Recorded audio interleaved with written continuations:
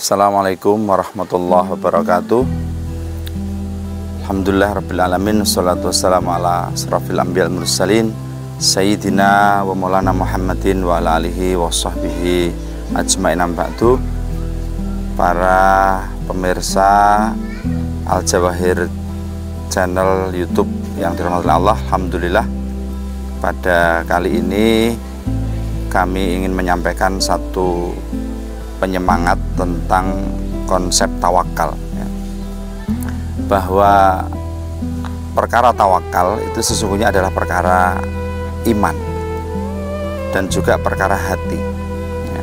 Bahwa seseorang itu harus punya kepasrahan total, ya, kepada Allah Subhanahu wa Ta'ala As-Samad, ya, zat yang menjadi tempat bergantung semua makhluknya, dengan keyakinan bahwasanya Allah itu punya kemampuan, ya, yang segala-galanya, yang mana hamba itu kalau banyak bergantung kepadanya, maka Allah itu akan mencukupi segala apa yang dibutuhkan oleh hamba itu.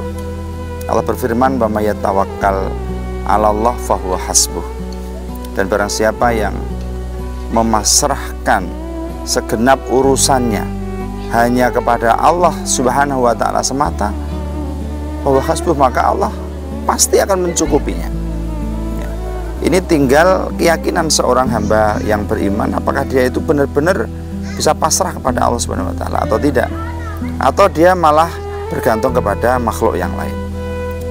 Tawakal meski secara kolbu itu adalah penyerahan total, ya, tetapi tawakal itu juga mengharuskan ketika dia berikhtiar, ya, menjalani kehidupannya itu haruslah didasarkan kepada syariatnya Allah Subhanahu wa Ta'ala. Orang yang menjalani kehidupannya, ya, ingin sukses dalam kehidupannya atau punya cita-cita tertentu, ya, yang tidak direalisasikan, tapi kalau dia wujudkan dengan syariat atau aturan yang melanggar, ya, syariat dari Allah Subhanahu wa Ta'ala, maka itu bukan tawakal kepada Allah, tapi tawakal kepada yang lain, ya. Misalnya dia ingin mencari pertolongan kepada ahli nujum, ya, maka ya dia tawakal kepada ahli nujum gitu. Kalau dia ingin sukses, ya, dalam pekerjaan, diterima di pekerjaan, kemudian dia nyogok, maka dia bertawakal kepada orang yang disogoknya itu. Untuk itu, padahal sesungguhnya perkara dunia ini sudah ditakdirkan oleh Allah Subhanahu wa Ta'ala, ya, apalagi perkara rezeki, ya.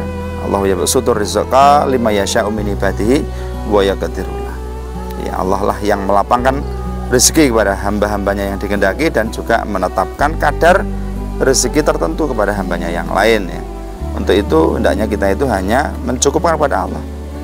Yakinlah nanti Allah akan memberi kecukupan kepada semua hajat-hajat kita selama kita memasrahkan secara total, ya, hajat kita ini kepada Allah Subhanahu wa Ta'ala. Kalau sesuai harapan kita, maka itu adalah kebaikan, atau tidak sesuai dengan harapan kita pun, tetapi itu adalah bagian dari takdir Allah Subhanahu wa Ta'ala, pasti itu juga kebaikan yang lain. Manusia hanya bisa syukur kalau itu disenanginya sesuai harapannya, atau dia bersabar apa-apa yang dia tidak senanginya. Semoga dengan betul-betul, ya, menanamkan di dalam dadanya ini keyakinan bahwasanya Allah lah yang akan mencukupkan, ya, segala rezekinya di dunia ini, segala apa yang di dunia ini, ya. Kemudian dia tidak mengambil sesuatu di luar ketetapan Allah, tidak mencari yang haram, maka dia sudah haqqo tawakkuli. Demikian, semoga bermanfaat. Aku qouli hadza fastaghfirullahaladzim. Innallaha ghafurur rahim. Assalamualaikum warahmatullahi wabarakatuh.